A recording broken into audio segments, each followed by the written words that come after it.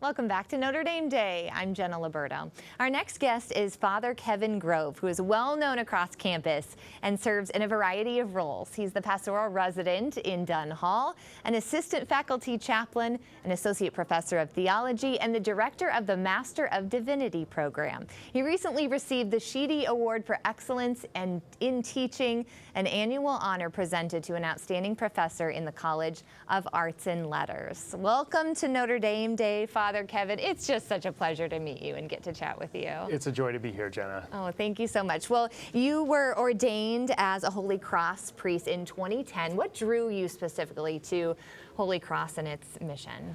I was really interested in a congregation that did education work and education as a means of helping to change society for the better.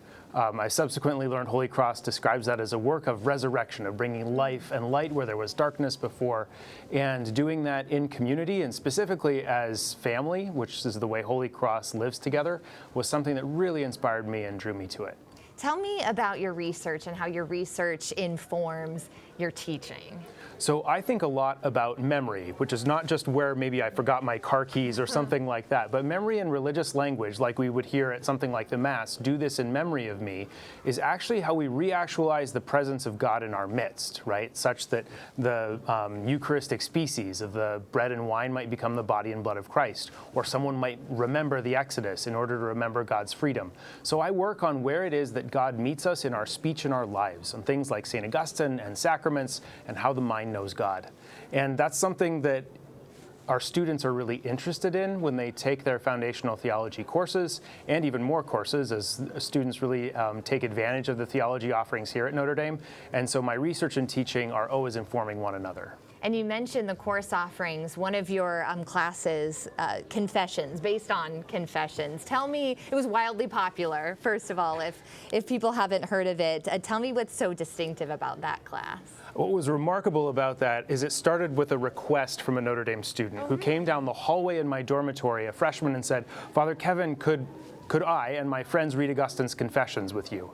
I said yes, and we could have a book club right there in the hall, but asked if, well, when he got busy, would he stop coming? And I'd read Augustine's Confessions alone, and he had the honesty to say, yeah, probably. So we made it a one-credit pass-fail course, Jenna, and it took off. It filled to 450 students, and 500 came for a one-credit course, 1 hour a week for spring semester, and it was just a transformative experience for me. They all wrote spiritual autobiographies at the end, and I spent the summer reading them, and have really grown because of our students in appreciating the spiritual place that our young people are in. Oh, I hope you teach it again. You don't have to launch it here, but we'll talk about that next time.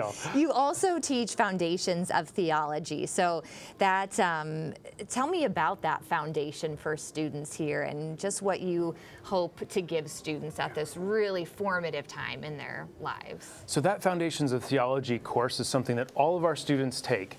And I teach a large section of it. It has about 200 students in it, and they sit as first-year students by means of their dormitory as a map of campus. So they get to know each other, and I'm able to draw on local traditions in order to illustrate theological ideas. And so from Graham family in the east to Carroll Hall all the way over to the other side of campus, they're there in the room, and I engage them in that way. They also have communities of people in their dorms with mentors who help them to ask life's most probing questions. What does it mean to believe?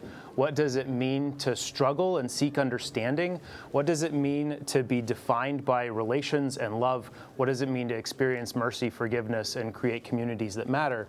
And not only my theology course, but our theology department really prides itself on helping students to navigate and ask those deepest and most meaningful of life's questions. And right off the bat, when it's so important that we learn how to do that in our own lives, right? That's absolutely it. And they get to do it together. So these questions aren't simply something that they might have for their own reflection, but something that might draw them together in community, first with those in their dormitories, and then all of the others at the university. So one more quick question, a fun one, if you'll indulge me. We've heard about hummus office hours. Is this theological, or are we talking hummus, Jenna, like what I like with my pita? This is both theological and what you like with your pita. So one of the questions is, what would a first century Galilean Jew have eaten? And one of the things we know is hummus. Well, I grew up on a family farm and ranch in Montana. My brother, an engineer turned farmer, still raises chickpeas. I bring his chickpeas back to campus, rehydrate them, and cook them into a giant soup pot of hummus, which I take to office hours in the unused wing of the South Dining Hall. And it's open for the whole class to come, and it's amazing how 200 students can go through a soup pot of homemade hummus in the course of a couple hours of a study session. It does get people to come to office hours and share a biblically appropriate first century snack. Just teaching in all ways. Father Kevin, it's been a pleasure. It's really great to be with you, Jenna. Thank you so much. I want to know more about that hummus. But in the meantime, we have to get to Notre Dame Day reporter Amanda.